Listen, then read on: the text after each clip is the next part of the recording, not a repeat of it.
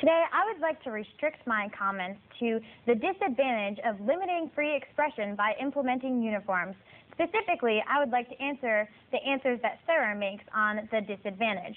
First of all, she says that the Supreme Court says that it's okay to implement uniform policies. But first of all, we're not talking about freedom of expression as it applies to the First Amendment. We're talking about freedom of expression as it applies to the American value of being able to freely express yourself so that you can mature in the proper way and so that you can grow up and shape your own identity. What happens in the legal realm isn't applicable to this debate. Next, Sarah indicates that clothes aren't a function of speech, but first of all, to teens, clothing is an important and essential form of expression. This is indicated by Dina M. Starkey, February 1998, from the Boston University Law Review. The act of choosing one's dress is one step in the maturation process. Clothing can send a fairly explicit message about the kind of person the wearer is and what values he holds. Clothing, therefore, is especially important to teens. Second of all, clothing is personal expression in 4 ways. Dina M. Starkey, February 1998, Boston University Law Review. Some experts have suggested 4 personal motives that inspire the way different people dress. First, people who wish to validate their own identities use clothing to reflect their self-image. Second, some people choose to protect their personal selves by blending in and hiding behind their clothes. Third are those who modify their clothes to try to attain a wished-for identity that they would like to achieve. And finally, some people wear certain clothing to proclaim their own personal values. Third of all, I would like to indicate that clothing choice is an important part of self-definition. Again, this is Dina M. Starkey, February 1998, from the Boston University Law Review. Regardless of what one wears, the act of choosing one's own clothes also plays an important role in self-definition. In the lower grades, a uniform may aid students who wish to fit in. In high school, however, clothes take on more significance. It is in high school, which is what we're talking about, that many students begin to question their identity, and clothing gives them the opportunity to try out different personas. He or she gains greater awareness of a self that is distinct and separate from the family, yet still anchored in society's basic ideas and beliefs. Adolescents' clothing choices reflect their increasing desire to make independent decisions and therefore may actually help them to mature, which I would indicate would help them to function in society, which uniforms will inevitably inhibit that ability to function. Third of all, Sarah indicates that the advantages of implementing school uniform would outweigh because they would save some people's lives. But first of all, the advantages could never outweigh because uniforms can only stop a very minute amount of violence. Protecting students' ability to freely express themselves outweighs any small case advantage. Second of all, the affirmative case is only a band-aid solution. They can't get to the root problem that causes violence, which means that the violence will inevitably occur and will inevitably create a hostile situation, regardless if the affirmative case is implemented or not. This means that protecting students' ability to freely express themselves and to mature in a proper and safe way outweighs any of the case harms. Third of all, the last piece of Starkey evidence that Andy reads in his first speech indicates that learning can only take place if children are able to freely express themselves. This is another reason that why we should never do the affirmative plan, because the affirmative will only curtail any learning and academic achievement can take place, which means that the affirmative stops any sort of advantage of learning and promoting a safe environment to learn because they are so restrictive. These are reasons why I believe that you should reject the affirmative case and vote negative.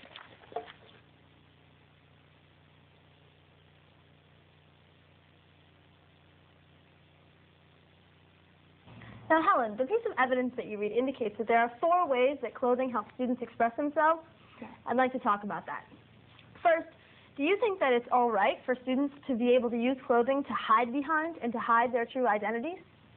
I believe that some people need to hide behind their clothes to hide part of their identity in some circumstances when they're in the process of changing their identities because they're not exactly sure of who they are or what they're about to become. Therefore, they need to have something that gives them that transition to become something new because that's what high school is all about. Now, what if that identity is a negative identity? What if that identity that they use to shield themselves from who they really are and to shield other people from knowing who they are, what if the identity they hide behind is a violent identity? I'm not sure how hiding behind uniforms wouldn't be any different than hiding behind certain pieces of clothes, because now you look just like everybody else. Thank you. So Thank it would you. That's be very less interesting. ability to... Okay, the second question is, do you think that it's legitimate for kids to be able to use their clothing to live in an imaginary world that doesn't necessarily exist, to imagine identity? Yes, I think that's very important for high school students, because students in high school don't actually have a set-in-stone identity, and neither do you, and neither do I, and that's why we need to use clothes to see and try out what we might want to be or what we are, because remember, that's part of framing who you are, is being able to choose what you wear, to choose the person that you're going to become. Do you think that our identities go beyond the clothing that we wear, that there are other parts of our identities, like our intelligence, the things that we say, the things that we actually do? Certainly, but my evidence indicates that for high school students especially, choosing one's clothes is the essential part of being able to frame one's identity. Thank you. You're welcome, Sarah.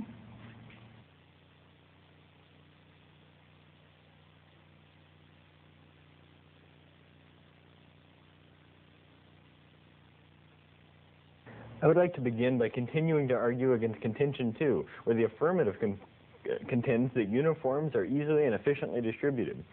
Sarah says that the uniforms would be popular with parents in response to my argument that high school kids would not like it. Indeed, they may be popular with parents, but that's not our argument. Our argument is simply that they can't be effective because, first, the high school kids won't like them, as our evidence indicates, and second, because it would limit the freedom of expression, as Helen talked about in the second negative constructive. Furthermore, high school students will not accept the uniforms. Amy Mitchell Wilson writes in the spring 1998 Brigham Young University Education and Law Journal. The Long Beach policy affects nearly 60,000 students from elementary and middle schools. The district did not include high schools in the policy because they doubted that the older students would accept the uniforms. I'd now like to go on to contention 3, in which they argue about the advantages of a school uniform policy. First, on to the violent subpoint, which is the A subpoint. Their argument is that it has empirically worked in the past, and it has empirically reduced fights by 38%. However, our contention is that there is no strong evidence linking violence to school uniforms. Dina M. Sarkey writes in the February 1998 Boston University Law Review. Student uniforms are not a panacea for all school-related problems, however. Critics of uniforms programs point out the lack of statistical evidence substantiating the proposed benefits. Additionally, there's no strong evidence that school uniform policies succeed. Amy Mitchell Wilson writes in the spring 1998 Brigham Young University Education and Law Journal. Are uniforms a good idea? The most concise response to this question is nobody knows. Without further study, is it impossible to say with any certainty that uniforms were responsible for the changes. The fact is that there are no empirical studies that show that uniforms consistently produce positive changes in student behavior over the long run. Now, the B subpoint of this contention is that student uniforms increase academic achievement, and Sarah argues that this is a step in the right direction. However, we still contend that this is only a band-aid solution and will inevitably fail. And additionally, the search for quick solutions is the opposite of what is needed for long-term improvement in education. Frederick Hess of the Brookings Institution writes in his 1999 book, Spinning Wheels, The Politics of Urban School Reform. A frantic search for quick solutions is precisely the kind of leadership unlikely to produce long-term improvement. A management consulting executive has suggested change requires close attention to all aspects of people management. New internal cultures demand new behaviors, new selection processes. But what we all too often see in these key areas is an unconnected and sometimes ill-tested series of changes. The affirmative proposal is one of those ill-conceived series of changes. It is only a band-aid solution.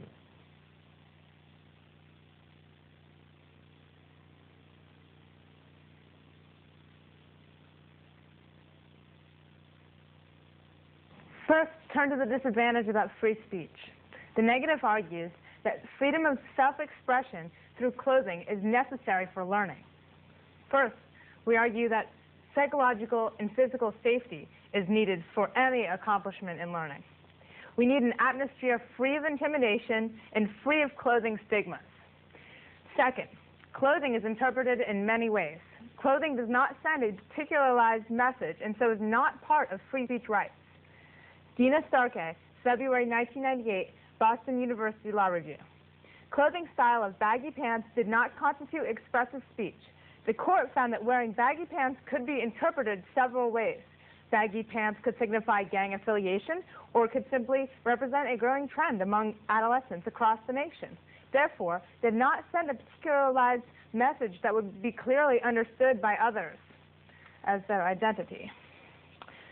Third, they can still wear their clothes outside of school.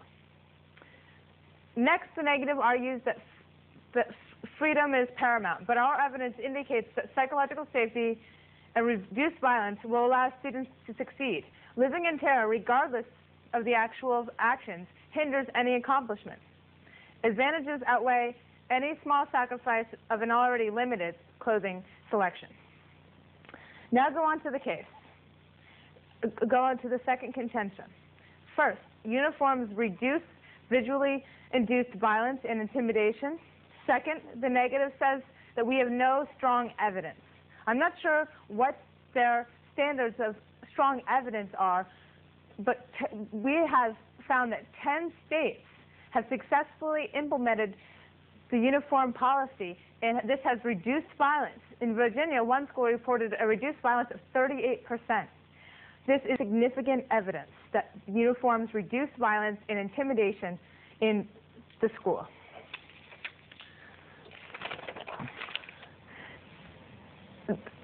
Then they say people won't like it.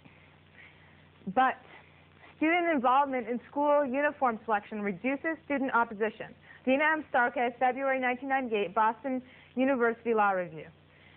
Schools should also carefully consider both parent and student opinion when determining whether to institute a uniform policy. If students feel that they do not have any control over their school experiences, they will most likely resent a uniform regulation, thus diminishing the potential positive effects of the uniform requirement. Our plan allows for students to be involved in the choice of the uniforms. Go to the third contention. They say that it's not worth it, that we're only a Band-Aid solution, but we are the first step. They cannot deny that school violence and intimidation is a problem, and reforms are necessary, and we have to start somewhere.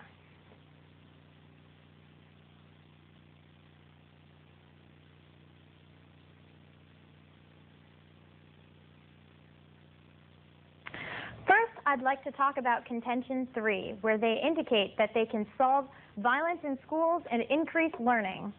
My first argument is that you have to remember that there's absolutely no strong empirical evidence that supports the idea that school clothes cause severe violence or that uniforms can solve that violence.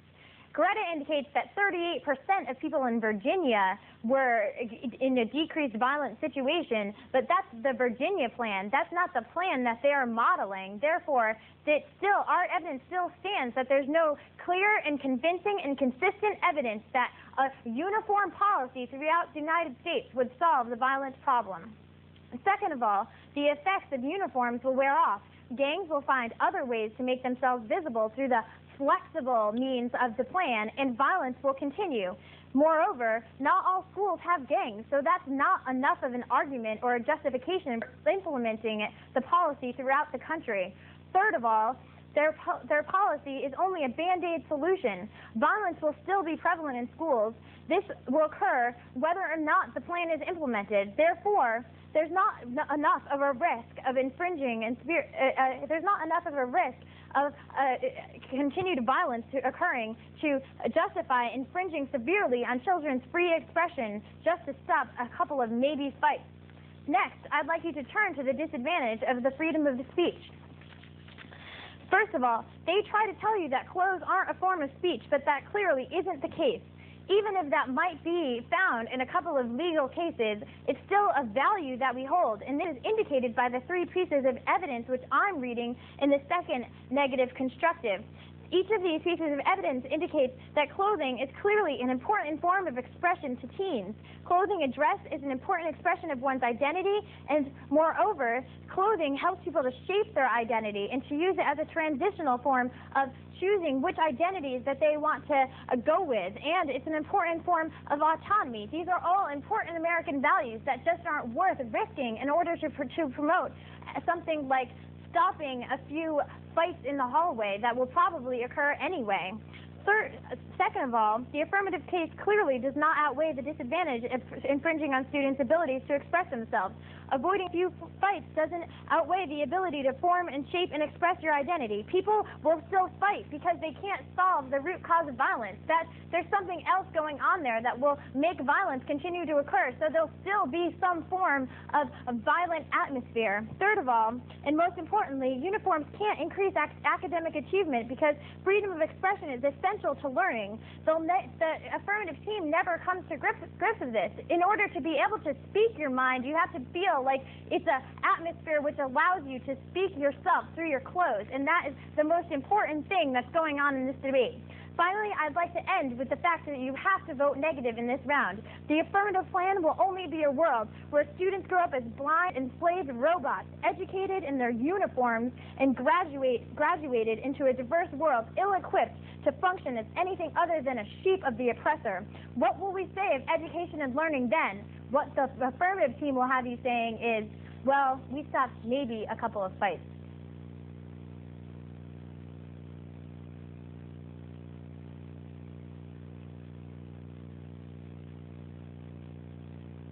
I just want to start by saying that you, as the judge in this debate round, have a choice.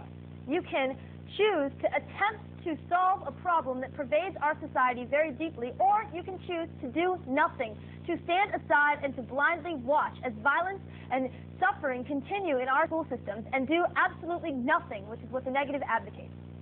First, I want to talk about the case with contention 2. Now, first, our argument is that students will learn to like uniforms, and our argument is also that we'll include them in the process of determining what the uniforms are. They never answer this argument. The negative doesn't come to grips with the fact that when we allow students to choose the uniforms, that they'll like it, and that then they'll only be more effective because they'll feel as if they were integral into the decision-making process. There's not an answer to this argument, and they don't have any evidence that might negate this argument. Now, on contention 3, where we talk about violence, first, she says that there's no evidence and there's no gangs in schools that it's been tried in or implemented in, but she doesn't necessarily know that. We think that there's a lot of violence in schools and that any violence is important, and attempts to curb that violence are important attempts, and we should at least try. We'll argue that 38% of the violence in Virginia was decreased when uniforms were implemented in these schools. Helen says that that's not enough, or that's the Virginia plan and not the plan that we're modeling. But our argument is that it proves that uniforms in schools work. She doesn't give you any evidence that differentiates between that program and our program. And in Long Beach, they've had uniforms for many years, and they've proven to work in the long run, and there are long-term effects for that. Our argument stands that learning is only possible when you feel safe in your school environment. I'd like to turn to the disadvantage, where Helen talks about free speech. First, Helen reads a piece of evidence that she's weighing pretty heavily on when she says that there are 4 reasons that we use uniforms. She talks about this evidence in the second negative rebuttal.